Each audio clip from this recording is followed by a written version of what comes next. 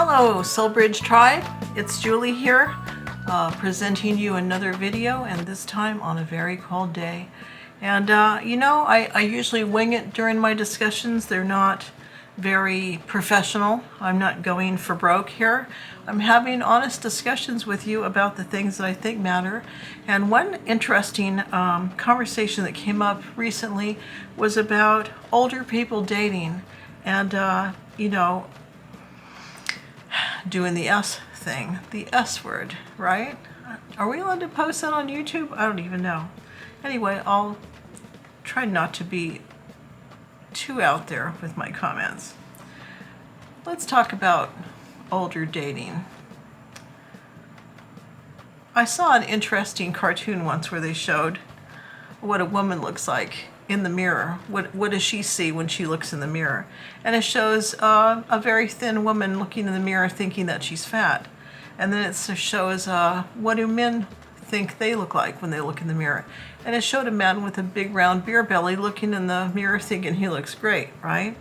And I thought, okay, well, the truth probably lies somewhere in the middle there. You do need to continue to exercise as you age because you do lose body mass. So I go to the gym. Right now it's probably about 4 times a week.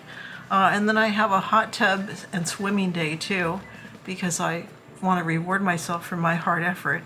And it really does help keep my clothing size down, keeps my muscle mass looking good, keeps my bones firm. And what I wanted to say is, it doesn't do any good to search in your own age group if you deteriorated your body to the point that you're 60 but you look 80. And it's also really hard for somebody like me to date because I look 10 or 15 years younger than I really am. So if I go on a dating website and put my age, the people that I get look really, really elderly, even though they say they're the same age. The other thing I don't appreciate is when people will, be 79, but they'll say that they're 55 and to think that you can't tell the difference. You can tell the difference. So if there were just dating websites that didn't make you put age at all, and I think for the most part, if they take the ranges out and you could just look at people's faces and choose people by how they look, and I would think that you would be picking people according to their personality, but no, men do post pictures of their genitals and their muscles and think that that's going to attract women, even though that mindset is very male and all they're going to really attract is other males. So I guess that's a trade-off when you're trying to date, to try and speak the same language, right? To try and figure out what attracts a person and what your soul connection is. I'm a person who wants to have a person around me who's creative, funny, but also pretty intelligent and pretty worldly. That's what I'm looking for, and that's what I put out into the world. The other thing I'm looking for is somebody I can trust to share germs with, and I don't want the germs of every female that person ever was with, because you really do collect all those people's diseases and germs and microbiome. They become a part of your makeup. So I've gotten myself to a point in my life where I feel really clean and very comfortable with myself, and I want another person who's clean and comfortable with themselves. So maybe we need to start a dating website for people who are clean and comfortable and spiritually advanced and emotionally stable and mature. Wouldn't that be nice? And hygiene's probably important too. People who actually shower, who don't have really puffy beards and nose hair dribbling with whatnot. I don't know why people have puffy beards. Well, male people anyway, right? Because I don't want to put my mouth on that. It's scratchy. It hurts your skin to put your face on that. And I don't think men really consider what their beard does to them as far as dating when they look that way. So the other, I guess, thing that I've noticed, you could call it a pet peeve, is that I see men in their 40s, 50s, and 60s, and they're saying, I'm sorry, you can't message this person because you're not in the age range he's looking for, right? And you look at the age range that he's looking for, and it's 18 to 35. The age of his daughter, or maybe his granddaughter. And you ask yourself, what was he thinking? What exactly is this man thinking? That he's 45 and he's going to get an 18-year-old. There's no amount of money that you have that's going to make an 18-year-old want you.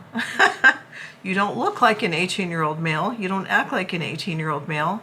And even though you think that you have been at the gym and you have muscles and you're posting pictures of your groin, you think that's what a woman wants? That your average 18-year-old, that's not what she's looking for at all.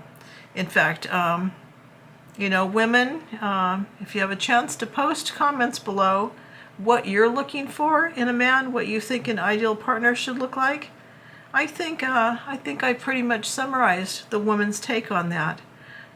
Being loyal, being honest, being transparent, those are all really good qualities also.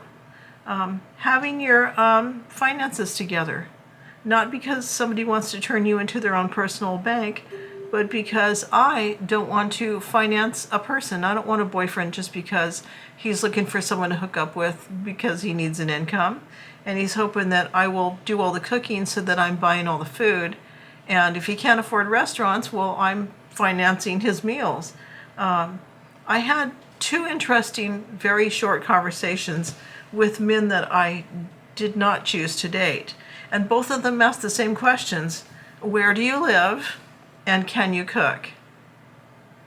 They also ask about your job, like what's your profession? Let me translate those for you. Where do you live means, do you have enough income to have your own space without people present? Not children, not adult children, not roommates, and not your parents. Because we want to get down and get dirty, and you don't want any witnesses present, right? He's asking about where you live as a female because he as a male is still married and has children. He can't afford to divorce. He doesn't want to pay alimony. And so he's hoping to go do the get down and dirty at your house because you can't come to his house. So when they say, where do you live? I say, why? Are you still married? Is your wife there with you? It's amazing how the silent treatment suddenly comes up because I'm right. It's amazing. When I was younger, and I was meeting young men, we would never ask, where do you live? Do you live on your own? Unless, of course, I thought they still lived with their mothers. But now a man can be 40 years old and still live with his mother, so that's not really going to be a takeaway either, because you just don't know. The cooking part, when men would ask me, can you cook? I would answer, no, can you? Because can you cook means, can you make me dinner? I'll be over for dinner.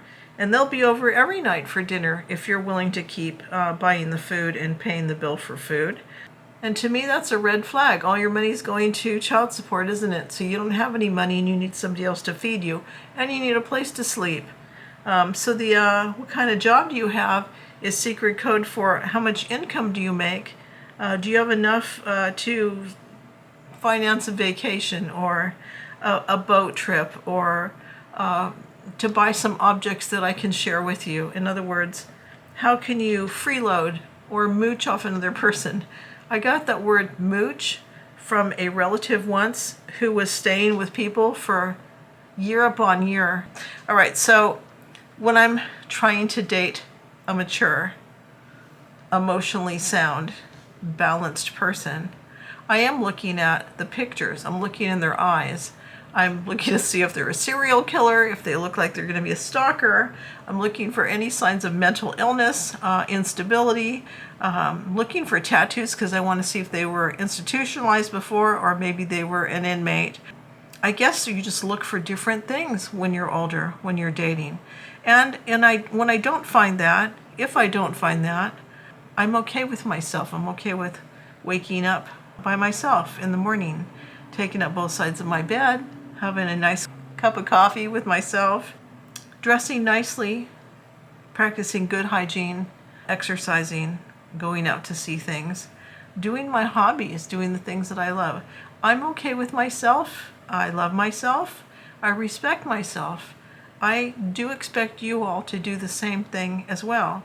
What you don't want is to hook onto the first person you see because you're afraid to be alone and you can't stand the sound of your own voice or the silence that's around you if another person's not speaking. You do not want to get yourself into a position when you just date anybody. I don't know if any of you are old enough to remember when the dating websites were running commercials on TV, but there was a dating site, I think it doesn't even exist anymore, and its commercial was so funny because they had an older lady and they said, "What are you looking for?" And she goes, "Well, I don't know." And they said, "Okay, well then we'll put don't care." And next thing you know, she's with the Hells Angels sitting on the back of some guy's motorcycle and he's driving away with her, right? And she's waving like, "Okay, he'll do, anything will do." Just want you to imagine if anything will do. And just randomly Google pictures of men and tell yourself, the face I see, that's the one I'm going to be with. In fact, that is a game I used to play with my daughter. We'd watch people go out the door of Starbucks, or they'd come in the door and we'd go, "The next one that comes in is your husband." And my daughter would say, "And the next one that comes in after that is your husband." And then we just look and go, "Okay, all right. Yes, we are particular. Yes, we really do need somebody who's going to align with our beliefs a little bit and align with our vibration and our standards." So it's okay if you're alone, and it's okay if you don't find your match. You will eventually.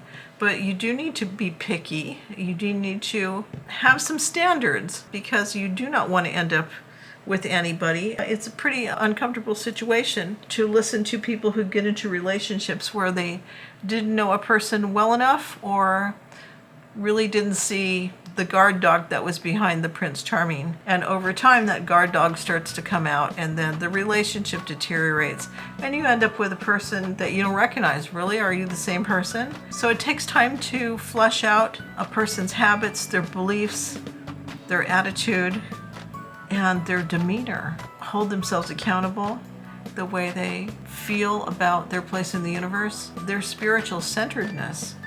These things are not small topics to address. They're pretty deep. And some men are only looking for very surface relationships. I have an itch and I need you to scratch it. Or they're looking for entertainment. Hey, we want the 18 or 20-year-old because she looks bouncy, right? That's their criteria. So hopefully there are people who are going to look deeper than that.